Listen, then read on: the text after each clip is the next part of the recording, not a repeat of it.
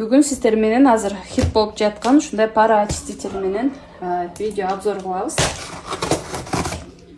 Буну көпчүлүгү мактап атышат, аябай алгандар сонун буюм экен деп. Ошого мен өзүм дагы алып колдонуп көрөйүн деп чечтим. Бул ушундай коробкада болот. 7 насадкасы менен. İçinde bu. Şunda şuna bakın. Ketçap Качествосы да мо пластиктердики аябай жакшы экен. Бул болсо терезе жууган.